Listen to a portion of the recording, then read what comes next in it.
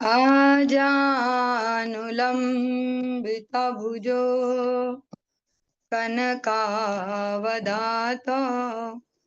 संकीर्तनैकपितरो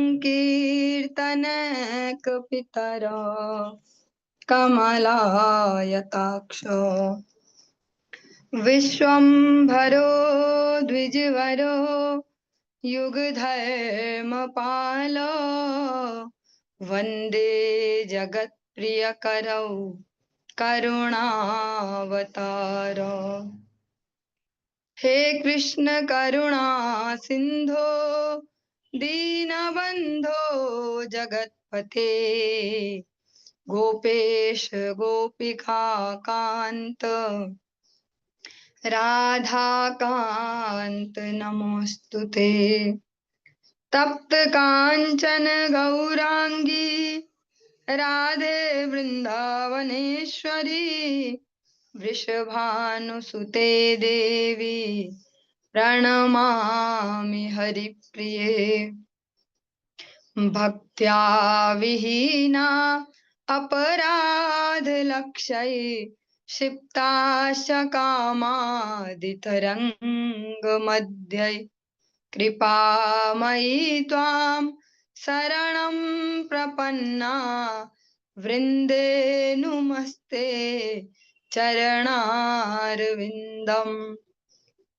जय श्री कृष्ण चैतन्य प्रभु नित्यानंदा श्री अद्वैत गदाधर शिवासादि गौर भक्त वृंद। हरे कृष्ण कृष्ण कृष्ण हरे हरे हरे राम राम राम हरे हरे।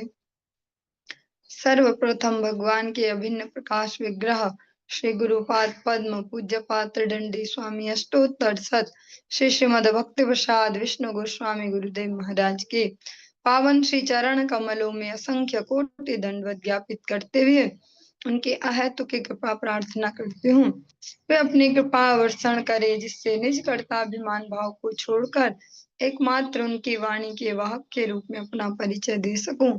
परम गुरुदेव नित्य लीला पृष्ठों विष्णु आशीष भक्ति दयित माधव गोस्वामी महाराज परमेष्ठि गुरुदेव जगत गुरु भक्त सिद्धांत सरस्वती गोस्वामी ठाकुर प्रभुपाद व समस्त गुरु परंपरा जय युक्त हूँ। सपार्षद श्रीमन नित्यानंद प्रभु श्री गौर हरि वृंदावन बिहारी श्री राधा गोपीनाथ भगवान जय युक्त हूँ। वे हम सभी पर अपनी कृपा वर्षण करें जिससे भगवान के पवित्र नाम और हरि गुरु वैष्णव सेवा में हम सभी की रुचि उत्पन्न हो सके। आज हम श्रवण करेंगे ग्रंथ राज श्रीमद् भागवतम के अंतर्गत दसम स्कंध का जो 58वां 58 नंबर जो अध्याय है। आज हम इसको प्रारंभ करने जा रहे हैं। ओम नमो भगवते वासुदेवाय ओम नमो भगवते वासुदेवाय ओम नमो भगवते वासुदेवाय। श्रीशुक उवाच एकदा पाण्डवान् द्रष्टुं प्रतीतान् पुरुषोत्तमः इन्द्रप्रस्थं गतः श्रीमान् युयुधानादिभिर्वृतः। श्रील सुखदेव गोस्वामी ने कहा, एक बार परम ऐश्वर्यवान भगवान पांडवों को मिलने हेतु इंद्रप्रस्थ गए। जो जनता है उसके बीच प्रकट हो चुके थे। श्री भगवान के साथ युयुधान तथा अन्य संगी थे। जब लाक्षागृह में जलने की सबको सूचना मिली उसके उपरांत पांडवों के जीवन के अलग अलग फेज चले, अलग अलग परिस्थितियां, और जब वे फिर से सबके बीच आए कि हाँ ये जीवित हैं, तो फिर भगवान उनसे मिलने गए। दृष्ट्वा तमागतं पार्थ मुकुन्दं खिलेश्वरम् उत्तस्थुरयुग पद्वीराः प्राणा मुख्यमिवागतम्। जब पांडवों ने देखा कि भगवान मुकुंद आए हैं, तो पृथा के वे वीर पुत्र एक साथ उसी तरह उठ खड़े हुए जिस तरह इंद्रियां प्राण के वापस आने पर सचेत हो जाती हैं। जैसे हमारे शरीर से अगर प्राण बाहर जाते हैं, सारी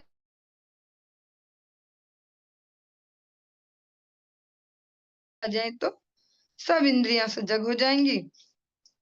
इसी प्रकार से पांडव भी भगवान को देखकर तुरंत ऐसे ही सजग हो गए।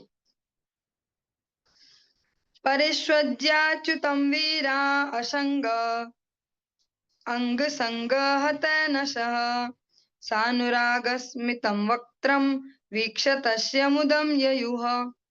इन वीरों ने भगवान अच्युत का आलिंगन किया और उनके शरीर के स्पर्श से उन सबके पाप दूर हो गए। उनके स्नेहिल हास युक्त मुखमंडल को देखकर वे सब हर्ष से अभिभूत हो गए।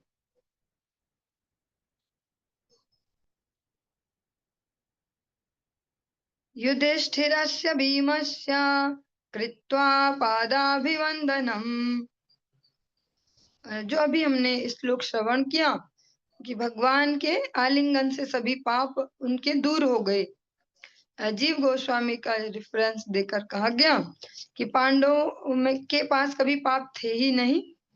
जो इस प्रकार से यहाँ पर सूचित किया गया वो भगवान के विरह की जो पीड़ा है उसको उसका द्योतक है।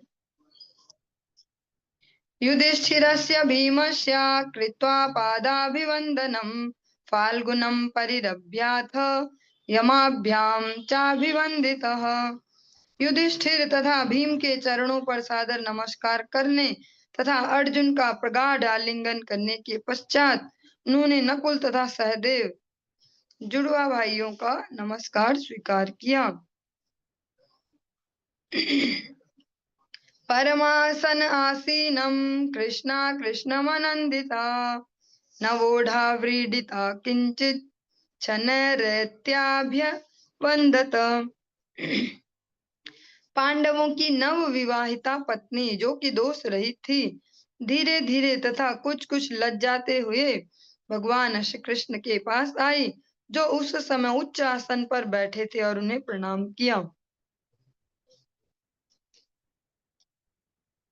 जो लाक्षागृह की घटना के बाद अगर आप सभी ने कथाएं श्रवण की हो, स्मरण हो, तो पांडव छुपकर जब रह रहे थे, इसी बीच द्रौपदी जी का स्वयंवर भी रचा गया। वहां अर्जुन ने जो घूमती हुई मछली की आंख में तीर को लगा के फिर द्रौपदी जी को वरण किया था। तथैव सात्यकी पार्थ पूजितश्चाभिवन्दितः निशशादासने अन्ये च पूजिताः पर्युपासत। सात्विकी ने भी पांडवों से पूजा तथा स्वागत प्राप्त करके सम्मानजनक आसन ग्रहण किया, और श्री भगवान के अन्य संगी भी उचित सम्मान पाकर विविध स्थानों पर बैठ गए। भगवान अपने साथ अनेक अपने साथियों को भी ले गए थे। पृथाम समागत्य कृताभिवादनश तया हार्द्रार्द्र दृशाभिरंभितः आपृष्टवांस्तां कुशलं सहिष्णुषां पितृस्वसारं परिपृष्ठ बांधवः। तब श्री भगवान अपनी बुआ महारानी कुंती से मिलने गए। वे उनके समक्ष झुके और उन्होंने उनका आलिंगन किया, तो अति स्नेह से उनकी आंखें नम हो गई। भगवान श्री कृष्ण ने उनसे तथा उनकी पुत्र वधु द्रौपदी से उनकी कुशलता पूछी, और उन्होंने श्री भगवान से उनके जो द्वारकावासी हैं उनकी कुशलता पूछी।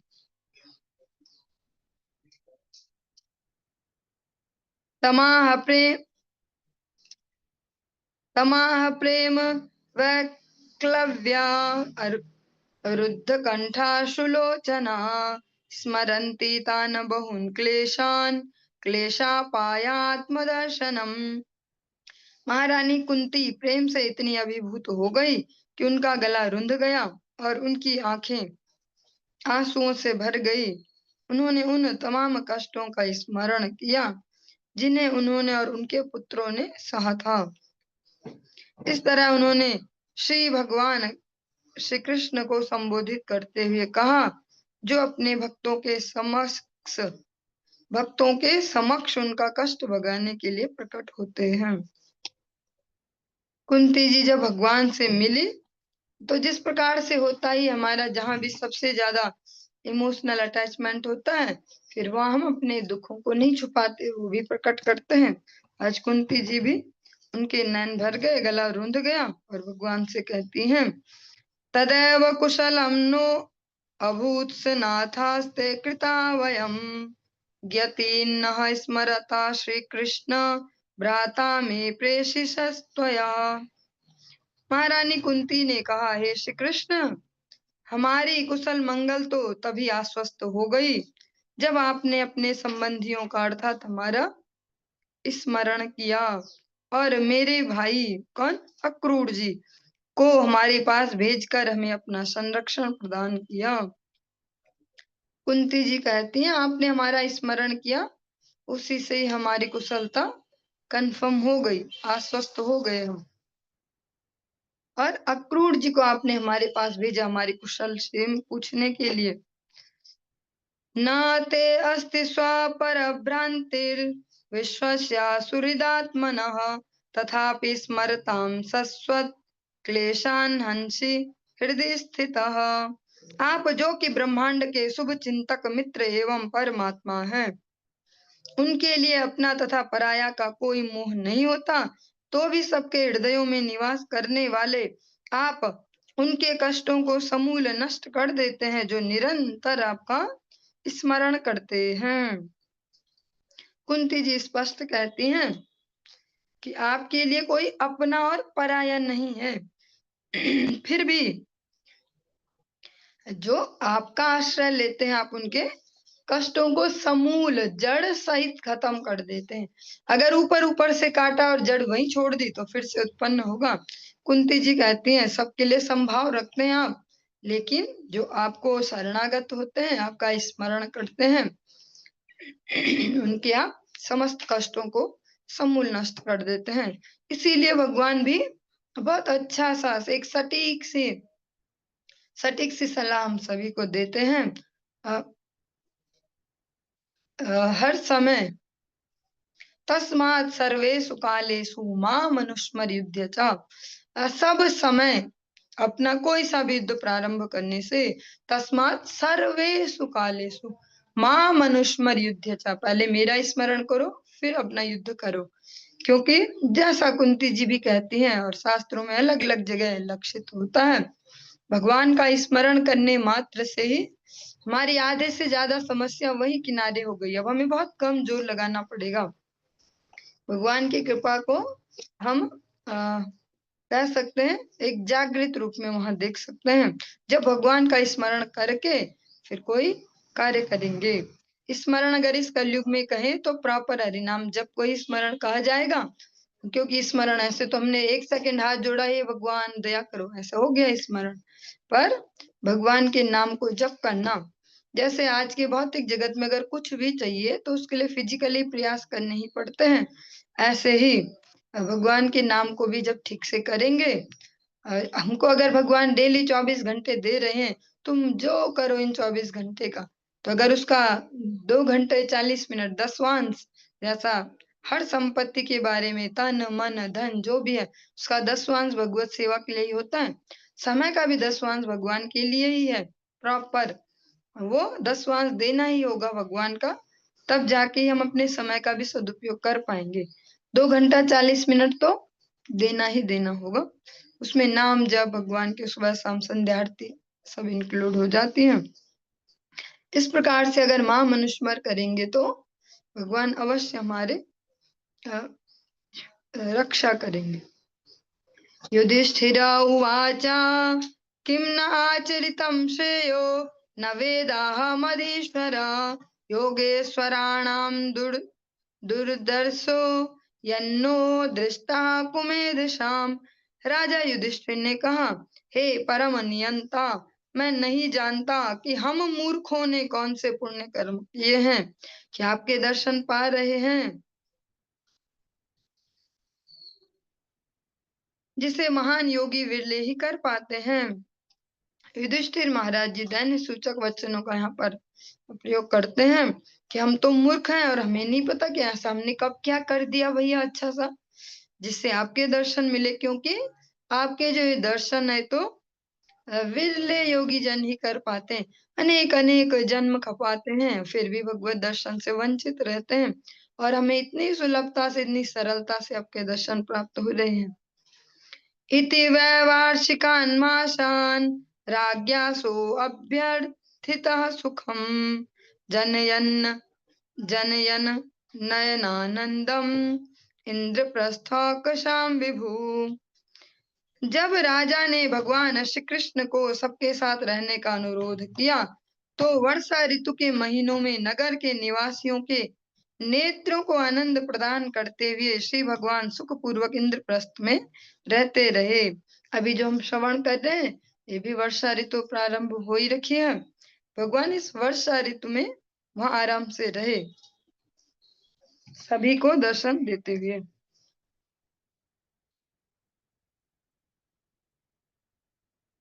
एकदा रथमारुह्य विजयो वानरध्वजम् गाण्डीवं धनुरादाय तूर्णो चाक्षय सायको साकं कृष्णेन सन्नद्धो विहर्तुं विपिनं महत् बहुव्यालमृगा कीर्णं प्राविशत् परवीरः।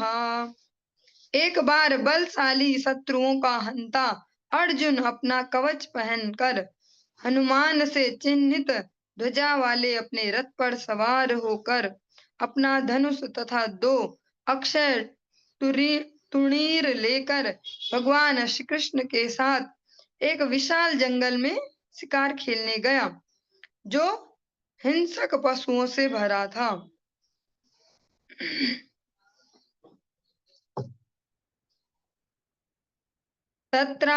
तत्राविद्यच्छरैर् व्याघ्रान् शूकरान् महिषान् रुरून् सर्भान् गवयान् खगान् हरिणान् ससल्कान्। अर्जुन ने अपने बाणों से उस जंगल के बाघ, शूकर, जंगली भैंसे, रुरुओं, सरभों, गवयों, गैंडों तथा साइयों को भेद डाला। तान निन्युह किंकराराज्ञे मेध्यान् पर्वण्युपागते त्रिटपरितः परिश्रांतो विभत्सूर्या मुनामगात्। सेवकों का एक दल मारे गए उन पशुओं को राजा युधिष्ठिर के पास ले गया जो किसी विशेष पर्व पर यज्ञ में अर्पित करने के योग्य थे। तत्पश्चात प्यासे तथा थके होने के कारण अर्जुन यमुना नदी के तट पर गया।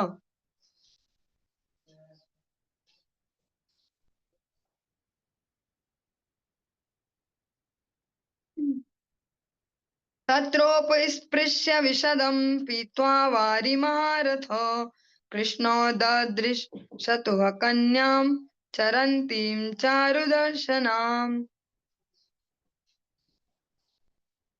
जो श्लोक अभी पहले हम श्रवण कर चुके हैं, हो सकता है और हो सकता नहीं, कंफर्म है कि आप सभी के मन में संशय आया होगा कि अर्जुन तो भैया भगवान के साथ ही गए, इतने सारे जानवर मारे, और हम तो सुनते कि संत जन कहते कि चींटी भी नहीं मारनी चाहिए।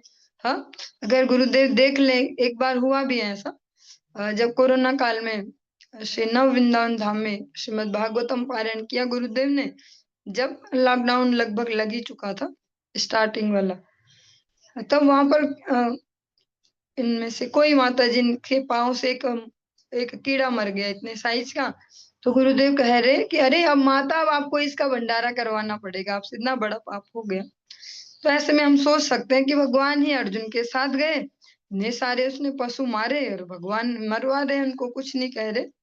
और हमने सुना कि यज्ञ में वो बलि देने हो, मतलब यज्ञ के लिए वो यूज होंगे, तो कैसे वो यज्ञ हो रहे थे और भगवान भी साथ में थे। तो ये समझना बहुत आवश्यक है। जो ये पशु मारे जाते थे जंगल में जाके, वे हैं जो अति हिंसक हो जाए। जैसा आज के समय में भी सरकार दंड देती है अगर कोई जंगली जानवरों को या किसी को मारा जाता है। पर अगर कहीं सुनाई दे गांव में कि आसपास कोई बाघ लग गया है, भैया बाघ जानवर उठा के खा रहा है, अब मनुष्य भी खाने प्रारंभ कर दिए, तो फॉरेस्ट ऑफिसर्स खुद ही वहां अपने शिकारी भेजते हैं जो उस बाघ को मारते हैं। ऐसा ही जो युधिष्ठिर महाराज वे इंद्रप्रस्थ के राजा बन चुके हैं, जो पहले खांडवप्रस्थ था, एक उजाड़ खंडहर जैसे जो जगह थी, अब उसके राजा बन चुके हैं। अर्जुन अपनी इसी जिम्मेदारी को पूरा करने फिर राजा, जैसा हम परीक्षित महाराज के विषय में भी श्रवण करते हैं कि वो घूमे मृगया के लिए, वहां भी प्रश्न उठता है कि भैया क्यों जाते थे फिर मारने। मारने वो ऐसे ही पशुओं को जाते थे जो अति हिंसक हो जाए और जिनसे अन्य जीवों को फिर खतरा बढ़ जाए, जो एक्स्ट्रा हिंसक हो जाए। बाघ तो खाता मांस ही है, सबको पता है, पर जब वो गांव में घुसने लग जाता है, जानवर उठा उठा के ले जाना, छोटे छोटे बच्चे उठा के ले जाना, फिर उसको मारा जाता है। ऐसे ही वो ऐसे ही जानवरों को उससे मारा जाता था। और फिर और एक जो अति बूढ़े हो जाए जिनके प्राण ना निकल रहे हो, दूसरी कंडीशन भी है। हम कह सकते हैं हिरन खरगोश वो तो किसी को मारते नहीं, हिंसक कैसे हो जाएंगे, लेकिन साथ साथ उनके लिए दूसरी व्यवस्था भी थी। अनेक ऐसे यज्ञों का विधान आप सुन सकते हैं सनातन संस्कृति में, जो उन पशुओं को नवीन शरीर प्रदान भी करते थे। ऐसा नहीं है कि उन्होंने मारा डाला और खा पी के किनारे, जैसा आज के समय में कहीं कहीं देखते हैं बलि प्रथाओं के रूप में, अपनी पीढ़ियों पीढ़ियों में हमने देखा है स्वयं भी। तो वो मार के और खाने के लिए नहीं किए जाते थे, उनको फिर से एक नूतन शरीर प्राप्त हो पाए इस उद्देश्य से वो, और उनको दिलाए भी जाते थे नवीन शरीर। इस प्रकार से कोई अगर गाय भी बहुत अति बूढ़ी हो गई और प्राण नहीं छूट रहे, तो वो गोमेध यज्ञ होते हैं। क्योंकि अगर हम ऐसे ऐसे कई नाम सुनने जाएंगे तो बहुत सारे लोग बैठे जो इस प्रकार के तर्क देंगे कि तुम बातें तो ऐसे ऐसे करते रहिए, तुम्हारे ही शास्त्रों में वहां वहां लिखा है। जो अति वृद्ध हो जाए शरीर से, उनको नूतन शरीर भी उन्हीं यज्ञों से प्राप्त करवाए जाते थे। हमने अनेक प्रसंग सुने जिनमें एज ट्रांसफर भी हो सकती है, शरीर भी बदलते हैं। ययाति महाराज अपने पुत्र से उसका यौवनता ले लेते हैं। आज के समय में हम ऐसा नहीं कर पाएंगे कि बेटा अपनी जवानी मुझे दे दो। आज तो खुद ही जवान होना पड़ेगा आर्टिफिशियल तरीकों से, ऐसे ये लगाओ वो लगाओ, ऐसे जो जो भी है। अब वो सिस्टम नहीं है क्योंकि अब वो सब प्रोसेस ढक चुकी है। इस कलयुग में एकमात्र भगवान का नाम ही सर्वोपरि है। समस्त यज्ञों में जप यज्ञ सर्वश्रेष्ठ है। यज्ञ नाम जप यज्ञ उसमें भगवान कहते हैं, इस कलयुग में उसका ही विधान है। तो इसको साथ साथ समझते चलेंगे तो इजी रहेगा। ऐसा नहीं होगा कि भाग गए आगे और इग्नोर मार दिया कोई असंवेदनशील संवेदनशील कोई प्रसंग आए। तत्रोपस्पृश्य विशदं पीत्वा वारिमहारथ। जैसे थोड़ा सा संस्कृत प्रसंग होगा, थोड़ा नहीं बहुत ज्यादा। जैसे शंकराचार्य जी का भी प्रसंग आता है कि जब उन्होंने जब शास्त्रार्थ जो उनका अंतिम शास्त्रार्थ है, अभी उन ब्राह्मण का नाम स्मरण नहीं आ रहा, वैसे याद है पर अभी याद नहीं आ रहा। उनकी पत्नी से फिर उनका शास्त्रार्थ हुआ जब ब्राह्मण देवता हार गए।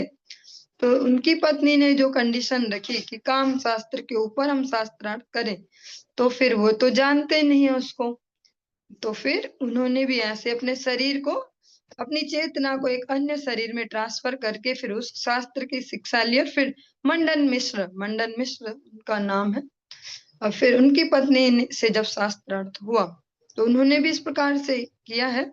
वैदिक संस्कृति में जो विज्ञान है बहुत अधिक उन्नत है, पर इस कलयुग में उसका अनेक अनेक दुरुपयोग हो सकते हैं, इसलिए इस कलयुग में सभी साधनों की शक्ति छीन ली गई है। तत्रोपस्पृश्य विशदं पीत्वा वारिमहारथ कृष्णोदृशतो कन्यां चरन्तीं चारुदर्शनाम्। दोनों दोनों कृष्ण मीन्स अर्जुन भी जो है वो कृष्ण वर्ण के हैं, इसलिए दोनों कृष्ण कहा गया अभी। दोनों कृष्णों ने वहां स्नान करने के पश्चात नदी का स्वच्छ जल पिया। तब दोनों महारथियों ने पास ही टहलती एक आकर्षक युवती को देखा। तामासाद्य वरारोहां सुद्विजां रुचिना राननां पप्रच्छ प्रेषितः सख्या फाल्गुनः प्रमदोत्तमाम्। अपने मित्र द्वारा भेजे जाने पर अर्जुन उस असाधारण युवती के पास गया। वह उत्तम दंतावली और आकर्षक मुख वाली थी। उसने उससे इस प्रकार पूछा। जो वो युवती है वो भगवान की प्रगाढ़ भक्ति में रत हैं और भगवान चाहते हैं कि अर्जुन भी उनकी इस भक्ति से परिचित हो। अतः अर्जुन को पहले भेजा कि जाओ जरा बातचीत करके आओ। का त्वं कस्यासि शुश्रोणि कुतो वा किं चिकीर्षसि मन्ये त्वां पतिमिच्छन्तीं सर्वं कथय शोभने। अर्जुन ने कहा, हे सुंदर कटी वाली, तुम कौन हो? तुम किसकी पुत्री हो और तुम कहाँ से आई हो? तुम यहाँ क्या कर रही हो? मैं सोच रहा हूँ, मुझे लगता है ऐसा कि तुम पति की आकांक्षी हो। हे सुंदरी, कृपया मुझे प्रत्येक बात बतलाएं। श्रीकालिन्द्युवाच अहं देवस्य सवितुर्दुहिता पतिमिच्छति विष्णुं वरेण्यं वरदं तपः परममास्थितः। श्री कालिंदी ने कहा, वो कालिंदी जी वहां पर तपस्या कर रही थी, जिनको हम यमुना जी कहते हैं। जैसा अनेक अनेक कीर्तन में आप सुनते हैं, कालिंदी रघुलेर केली, ऐसा वो कालिंदी, वो यमुना जी, वह भी देवी वेश में वहां पर है। श्री कालिंदी ने कहा, मैं सूर्य देव की पुत्री हूँ, जो सविता, सविता सूर्य देव का नाम है। मैं सूर्य देव की पुत्री हूँ। मैं परम सुंदर तथा वरदानी भगवान श्री विष्णु को अपने पति के रूप में चाहती हूँ और इसीलिए मैं कठोर तपस्या कर रही हूँ।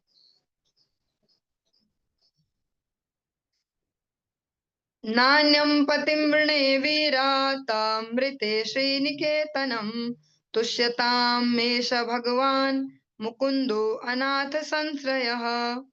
जो लक्ष्मी देवी के आश्रय हैं, उनको छोड़कर मैं और कोई पति स्वीकार नहीं करूंगी। वे भगवान मुकुंद जो कि अनाथों के आश्रय हैं, मुझ पर प्रसन्न हो। कालिंदीति समाख्याता वसामि यमुना जले निर्मिते भवनी पित्रा यावदच्युत दर्शनम। मेरा नाम कालिंदी है। मैं अपने पिता द्वारा यमुना जल के अंदर निर्मित भवन में रहती हूँ। मैं भगवान अच्युत से भेंट होने तक यहीं रुकूंगी।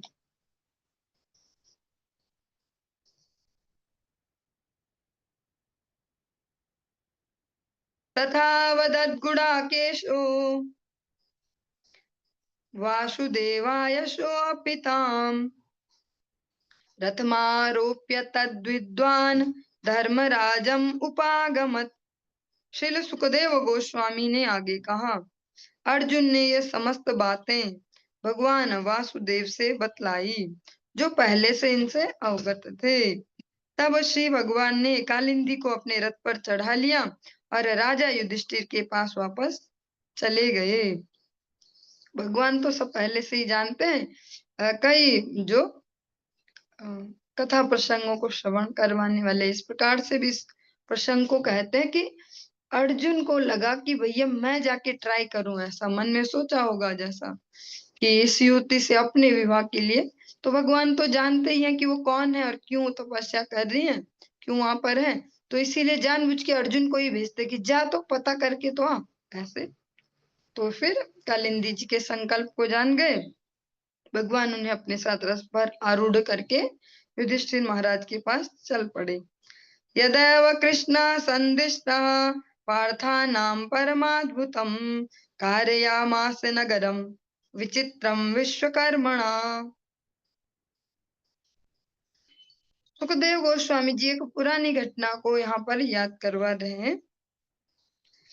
पांडवों के अनुरोध पर भगवान श्री कृष्ण ने एक अत्यंत अद्भुत एवं विचित्र नगरी का निर्माण विश्वकर्मा से करवाया था।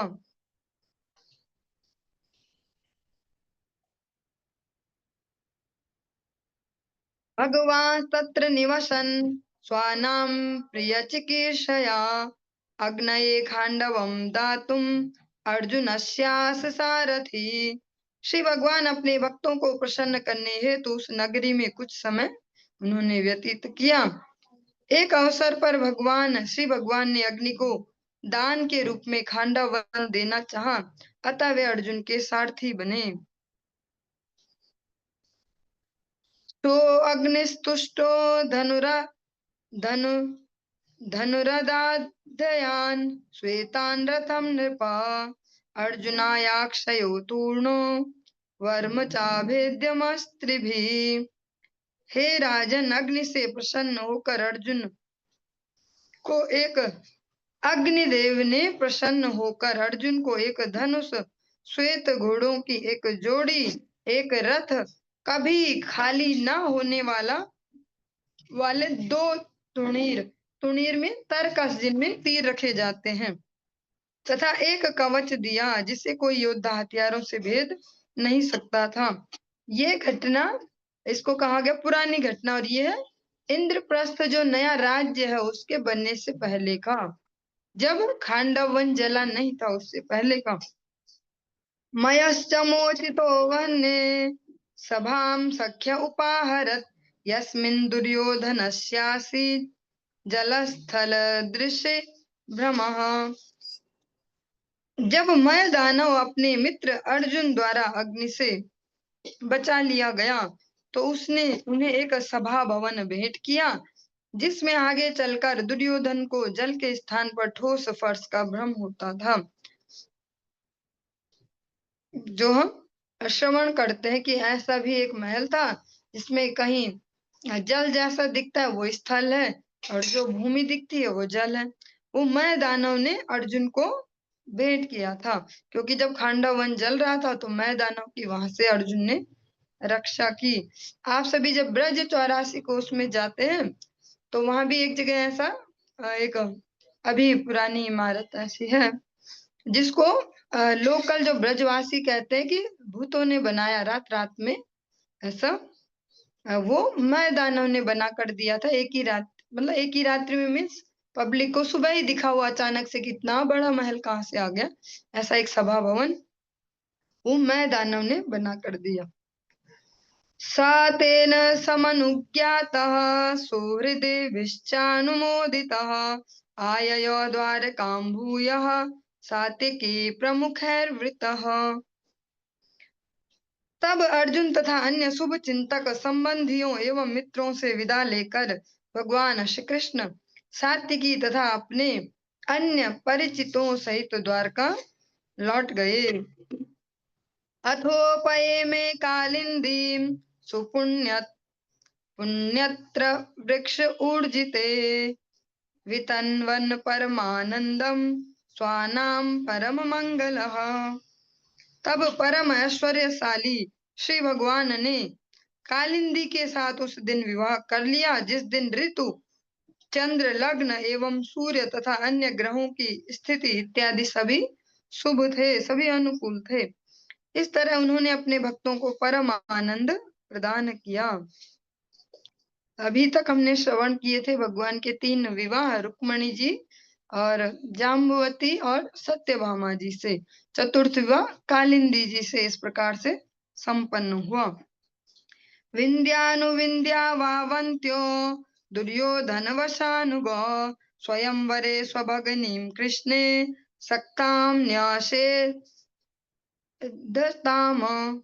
विंध्य तथा अनुविंध्य जो अवंती के संयुक्त राजा थे, दुर्योधन के अनुयायी थे। जब स्वयंवर उत्सव में पति चुनने का अवसर आया तो उन्होंने अपनी बहन मित्रविंदा, अपने नाम सुना होगा, भगवान की अष्टपट रानियों में से एक है। 16,108 जो हम विवाह सुनते हैं 16,100 वे राजकन्याएं हैं जो नरकासुर के यहाँ बंदी थी, और 8 जो प्रमुख पटरानियां उनके साथ भगवान ने इस प्रकार से विवाह किए हैं। विंध्य और अनुविंध्य नाम के जो 2 भाई हैं जिनका शासन चलता है, वे दुर्योधन के को मानने वाले हैं, दुर्योधन के विचारों को रखने वाले। उनकी बहन है ये मित्रविंदा। उन्होंने अपनी बहन मित्रविंदा को स्वयंवर में भगवान श्री कृष्ण का वरण करने से मना कर दिया, यद्यपि वह उनके प्रति अत्यधिक अनुरक्त थी। यद्यपि मित्रविंदा जैसे रुक्मणी जी का है कि भैया भगवान से, द्वारकाधीश से विवाह करना है मुझे, ऐसा ही मित्रविंदा ने भी मन में संकल्प लिया है। इसीलिए अनेक बार जब हम सुनते भी हैं, श्री गुरु महाराज जी स्पष्टतया कहते हैं कि एकमात्र भगवान श्री कृष्ण ही ऐसे जहाँ हमेशा वैकेंसी है, हमेशा जिसके जो भी भाव हो, जिस प्रकार के, वे सबके भावों को पूर्ण करते हैं। न नरसिंह भगवान किसी को अलाउड करेंगे कि तुम मेरे माँ बाप बन जाओ या मेरी पत्नी बन जाओ, ऐसा कुछ, मेरे दोस्त बन जाओ, ऐसा न राम जी ऐसा अलाउड करेंगे कि तुम मेरे माता पिता बन जाओ, मेरी पत्नी बन जाओ, मेरा ऐसा। भगवान श्री कृष्ण सर्वेश्वर हैं, समस्त अंशों के जो अंशी हैं से भगवान कृष्णस्तु भगवान स्वयं, वे संपूर्ण जीवों की समस्त इच्छाओं को पूर्ण करने वाले हैं। जो जीव जिस प्रकार का भाव रखे, मित्रविंदा जो है वो भी मन में भगवान को ही समर्पण कर चुके हैं कि भगवान से मेरा विवाह होना चाहिए। राजाधिदेव्यास्तनयां मित्रविंदां पितृष्वसुः प्रसह्य हृतवान कृष्णो राजन राज्ञां प्रपश्यताम। हे राजन, अपनी बुआ राजाधिदेवी की पुत्री मित्रविंदा को प्रतिद्वंदी राजाओं की आंखों के सामने से भगवान श्री कृष्ण बलपूर्वक उठा ले गए। जिस प्रकार से हमने श्रवण किया कि अपनी बुआ और अर्जुन के प्रसंग में भी हम श्रवण करते हैं, सुभद्रा जी से उनका विवाह हुआ और संबंधों में वे जैसे ममेरे फुफेरे ऐसे रिलेशन में है, तो क्वेश्चन उठ सकता है कि ऐसा कैसे होता था। और लेकिन जो कलयुग है, विशेषतया कलयुग के लिए अलग से नियम है, उसमें किसी और युगों के नियम नहीं चलते हैं। अनेक अलग अलग युगों में अलग अलग प्रकार की व्यवस्थाएं चलती थी, पर इस कलयुग में पहले ही जीव इतना पापमय है, पहले ही जो पहला जो अभी जन्म ही ले रहा है, उसी जीवात्मा के ऊपर बहुत सारे कर्जे पहले से, बहुत सारे अनर्थ पहले से। कलयुग जो है स्पेशली कलह और दंभ का युग है। इसमें जो भी जीवात्माएं आ रही हैं, वे कोई ज्यादा पुण्यशाली नहीं है, सभी ऐसी हैं। भगवान के उन जनों को छोड़कर जो एकमात्र भगवान का आश्रय लेते हैं, वो भगवान की इच्छा से आते हैं, वे हम जैसे कर्म फल भोगने नहीं आते। वरना इस कलयुग में सभी मंदमति मंद भाग्य वाले जीव हैं। इसलिए बहुत सारी स्पेशल कंडीशंस यहाँ दी गई हैं। यहाँ जो बहुत सारे पहले नियम चलते थे उन सबको हटा दिया गया। इस कलयुग में बहुत सारी व्यवस्थाएं, जैसा कह सकते हैं स्पष्टतया कहा गया, जैसे पहले अगर किसी स्त्री का पति अगर शरीर छूट जाए तो जो देवर हो, उनके जो भाई हो, उनसे उनका विवाह हो जाएगा, कि किसी न किसी के अनुगत्य में रहना होगा। पर इस कलयुग में ऐसा अलाउड नहीं है। स्पष्टतया कलयुग में अनेक अनेक ऐसे नियम है जो पहले चलते थे पर अब नहीं चल सकते। कुतर्क करने वाले तर्क दे सकते हैं, तब ऐसा तब वैसा, पर स्पष्टतया कलयुग के लिए इन सबको निषेध किया गया है। इसी क्रम में जब हम ऐसा सुने तो हमें संदेह उत्पन्न हो ही सकते हैं। तो वैसा नहीं है कि हम उन संदेहों को पीछे करके सोचे ठीक है हाँ जी बोलते चले। समाधान भी साथ साथ हमारे शास्त्रों में दिए गए। कलयुग बिल्कुल सेंसिटिव समय है। यहाँ बहुत लंबी एज नहीं है कि इतनी लंबी एज थी महाराज मुचकुंद की और इतनी लंबी एज थी महाराज जनक की। हम हर कथाओं में जनक महाराज को सुनते, भैया कितने साल रहे वो, ऐसा सोच सकते हैं ना। बलराम जी भी उनके पास गए, वो इतने उस समय भी हैं, सुखदेव गोस्वामी भी गए। तो क्वेश्चन आ सकते हैं कि भैया कितनी एज थी, तो उस समय होती थी इतनी बड़ी बड़ी एज। जहाँ सुखदेव गोस्वामी कथा सुनाने जा रहे हैं परीक्षित महाराज को, वहां स्पष्ट कहते इतने बूढ़े बूढ़े साधु संत है, दिख नहीं रहे वो उतने बूढ़े। व्यास देव हैं, पराशर हैं, से अनेक अनेक ऋषि मुनि बहुत बड़ी बड़ी एज के तो उस समय के अलग नियम है। आज के समय में तो इतना ही भरोसा नहीं कि जो माँ के पेट में एंटर कर चुका है बाहर भी आ पाएगा कि नहीं, वहीं से उसको गायब किया जा सकता है। और ऐसे ही सारे आज के सामाजिक व्यवस्थाएं ऐसी हैं। तो हमें जब ठीक से समझेंगे तभी पचा पाएंगे कि कैसा होता था उस समय और अब ऐसा क्यों नहीं, अब भी तो हो सकता है।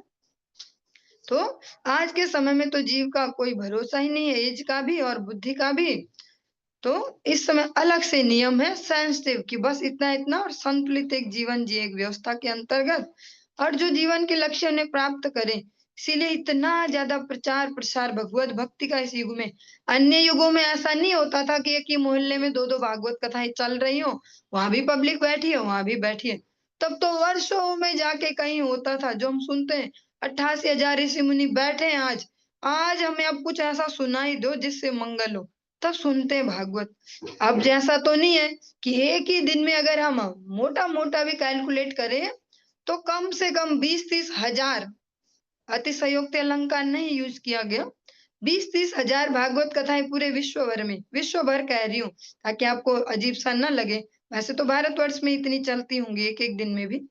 पूरे विश्व भर में 20-30 हजार भागवत कथाएं चल ही रही होंगी उसी डेट में उसी टाइम पीरियड में। तो इस कलयुग का विशेष नियम है, उनके तहत ही जलना होता है। इसलिए भगवत भक्त स्पष्टतया कहते हैं कि कलि संतरणोपनिषद में स्पष्ट कहा गया कि कलयुग के जीवों को यही नाम महामंत्र करना है। हरे कृष्ण कृष्ण कृष्ण हरे हरे, हरे राम राम राम हरे हरे। यहाँ पर नहीं बोला ओम नमो भगवते वासुदेवाय भी जप सकते हैं। भगवान के बहुत सारे नाम है, श्री कृष्ण गोविंद हरे मुरारी हे नाथ नारायण वासुदेवाय, ये जप लो, ऐसा नहीं कहा गया। स्पष्ट है हरे कृष्ण महामंत्री कहा गया और कुछ नहीं चलेगा। यहाँ नहीं बोला नहीं नहीं कर सकते हैं, ये भी कर सकते हैं माला में, ये भी कर सकते हैं। कलयुग एक बहुत ही सेंसिटिव समय है जिसमें बहुत ही दुर्गति में जीव जी रहे हैं, जो बहुत ही अभी हम अपने रहते रहते भी देख पा रहे हैं। आने वाले 10-20 साल का तो इमेजिन भी नहीं कर सकते हैं, जहाँ इस प्रकार के भौतिकता की मारामारी और सेंसिटिविटी सब में से गायब नंगे घूम रहे हैं मनुष्य, और उसको कहते हैं हम स्टाइलिश हैं भैया। और जिसने पूरे कपड़े अगर पहने और गलती से भारतीय ड्रेस ही जो पहनी हो तो वो गया गुजरा और वो गंवार सा ऐसा तो समझ सकते हैं। इसलिए कलयुग के लिए विशेष नियम दिए गए कि ज्यादा कुछ नहीं है इसमें, कहाँ से समझ पाएंगे उतना। जब आज के समय में अगर शिव जी का दुग्धाभिषेक किया जाता है, उसके लिए भी बातें बनाई जाती, इतना दूध तो गरीबों को पिला देते, वहां गिरा रहे हैं, शनिदेव पे तेल गिरा रहे हैं। तब वो ये नहीं कहते कि जब हम भी सो कॉल्ड पार्टियां करते हैं तो कितने केक फेंकते हैं एक दूसरे के मुंह पे, और कुछ भी करते हैं अलग अलग जगह पे कितना कुछ वेस्ट करते हैं, तो वो नहीं गिना जाएगा। इसलिए ऐसे असंवेदनशील समय के लिए लिमिटेड वो टाइम पीरियड भी है हम पे, और सब नियम जो है उनको भी लिमिटेड किया गया कि इतना ही बहुत है आपके लिए, और बस नाम जप भगवद आश्रय हो गया। तब नहीं बोला तुम ये पुराण भी पढ़ो और वो भी पढ़ो और वो भी पढ़ो, वेद भी पढ़ो उपनिषद भी पढ़ो और अपना दिमाग खराब कर डालो। क्योंकि जिन्होंने लिखे उनका ही दिमाग खराब हो गया था, उनको लिख लिख के सुनने में रफ लैंग्वेज अजीब लग सकता है। पर हमने प्रथम स्कंद में श्रवण किया कि व्यास देव जी भी परेशान होके बैठ गए, अब बहुत हो गया, क्या हो रहा है ये कुछ समझ में नहीं आ रहा। तो नारद जी स्पष्ट कहते हैं हमने बहुत कुछ लिख दिया ना लोगों को पागल बनाने के लिए, लोग पागल होते जाएंगे। नहीं हमने सुना है ऐसा बोलते हैं शिव पुराण में, हमने सुना है वहां ऐसा बोलते हैं वहां ऐसा बोलते हैं, तर्क को तर्क करेंगे।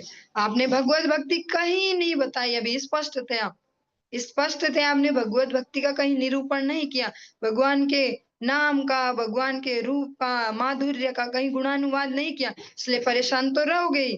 तो तब व्यास देव जी श्रीमद् भागवतम को लिपिबद्ध करते हैं कि हाँ बात तो सही है।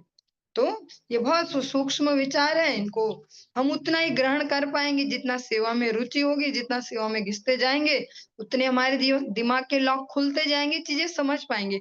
वरना सुन तो हम सभी रहे ही हैं और सालों साल से सुनते आ रहे हैं, पर समझना अ, थोड़ा नहीं बहुत ज्यादा मुश्किल है कि कोई भी हमें पागल बना सकता है, वहां ऐसा फिर ऐसा क्यों होता है जी वैसा क्यों होता है। पर कलयुग में इतना समय है नहीं कि हम तर्क को तर्कों में दिमाग खपाएं। जहाँ पे तर्क कुतर्की आ जाए सामने वहां हाथ जोड़ो कि हमें तो ज्यादा पता नहीं है, आप ठीक है आप जो भी कह रहे हो आपके लिए वो ठीक है, और अपने जो सेवा है जो नाम जप है उस पर ध्यान देंगे, भगवान सामर्थ्य देंगे कभी न कभी कि इस प्रकार के जीवों पर भी दया दिखा पाए, पर अनर्थक कभी ऐसे कुतर्कों में कभी नहीं फंसना। नग्न नग्न जिन्नाम कौशल्या आसीद् राजाति धार्मिकः तस्य सत्या भवत्कन्या देवी नाग्न जिति नृप। हे राजन, कौशल्य के अत्यंत धार्मिक राजा नग्नजीत को एक सुंदर कन्या थी जिसका नाम सत्या और दूसरा नाम है नाग्नजीति। और नाग्नजीति अधिकतर आपने सुना होगा, पर सत्या भी उनका ही नाम है। नताम से कुरुनृपा वोढुम जित्वा सप्तगो वृषान तीक्ष्ण श्रृंगान सुदुर्धर्षान वीर्यगंधा खलान। जो राजा ब्याहने के लिए आते थे, जो भी विवाह के लिए आते, उन्हें तब तक विवाह नहीं करने दिया जाता। मतलब एक कंडीशन लगाई गई थी उनसे विवाह करने के लिए। वो क्या थी? जब तक वे तेज सिंगों वाले 7 बैलों को वश में न कर लें। ये बैल अत्यंत दुष्ट तथा वश में न आने वाले थे और वे वीरों की गंध भी सहन नहीं कर पाते थे। जैसा कंस ने प्रयोग किया था हाथियों को, वहां पर उनको मदिरा पान करा के उन्मत्त हाथी भगवान कृष्ण बलराम के स्वागत के लिए रखे थे कि ये करेंगे तुम्हारा स्वागत। ऐसे ही यहाँ जो नाग्न जीते उनसे विवाह करने के लिए ये कंडीशन लगाई गई है, जो इन 7 बैलों को नाथ सके, जो इनको वश में कर सके, 7 बैलों को, और 7 के 7 एक से बढ़कर एक दुष्ट है। जैसे आप कभी कभी आपने देखे भी होंगे ऐसे कुछ पशु, हमेशा वो गुस्से में रहते हैं, चिड़चिड़े ऐसे से, और सब उनसे डरे डरे और परेशान से ही रहते हैं। पर वो उस समय के बैल हैं जो द्वापर युग में, और वो भी बहुत, उनका जो शरीर का कद काठी है वो भी बड़ी होगी उस समय के हिसाब से, और अत्यंत दुष्ट और वश में न आने वाले। और जो एक खासियत है उनकी ये है कि कोई वीर उनके आसपास आए तो उसके स्मेल भी उन्हें पसंद नहीं है। ताम श्रुत्वा जिलभ्याम भगवान सात्वताम पतिः जगाम कौसल्यपुरम सैन्येन महतावृतः। जब सात्वताम, जो भक्तों के स्वामी हैं, पूर्ण पुरुषोत्तम भगवान ने उस राजकुमारी के विषय में सुना जो वैलों के विजेता द्वारा जीती जानी थी, तो वे विशाल सेना के साथ कौशल्य की राजधानी गए। सा कौसलपतिः प्रीतः प्रत्युत्थानासनादिभिः अर्हणे नापि गुरुणा पूजयन् प्रतिनंदितः। कौशल का राजा भगवान श्री कृष्ण को देखकर हर्षित हुआ। उसने अपने सिंहासन से उठकर तथा प्रतिष्ठित पद एवं पर्याप्त उपहार देकर भगवान श्री कृष्ण का पूजन किया।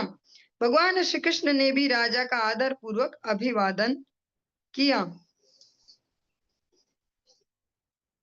वरम विलोक्याभिमतं समागतं नरेंद्र कन्या चकमे रमापतिं भूयादयं मे पतिराशिषो अनलः करोतु सत्या यदि मे धृतो व्रतः।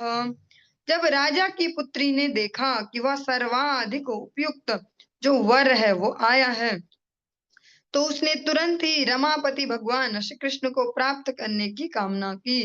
उसने प्रार्थना की कि वे मेरे पति बने यदि मैंने व्रत किए हैं जो पवित्र, तो पवित्र अग्नि मेरी आशाओं को पूरा करे। वे मन मन में ऐसा संकल्प करती हैं भगवान का दर्शन करके कि अगर मैंने आज तक कुछ भी ऐसे कोई व्रत जो भी मैंने पालन किए हैं अपने जीवन में, वो उनका आज मुझे फल मिले, भगवान पति रूप में प्राप्त हो। यत्पाद पंकज रजः शिरसा विभर्ति श्रीरब्जजः स गिरीशः स लोकपालः लीला तनुः स्वकृत सेतु परिप्सयायः काले अदधत्स भगवान मम केन तुष्येत। देवी लक्ष्मी, ब्रह्मा जी, शिव जी तथा विभिन्न लोकों के शासक उनके चरण कमलों की धूलि को अपने सिरों पर चढ़ाते हैं और जो अपने द्वारा निर्मित धर्म संहिता की रक्षा के लिए विभिन्न कालों में लीलावतार धारण करते हैं।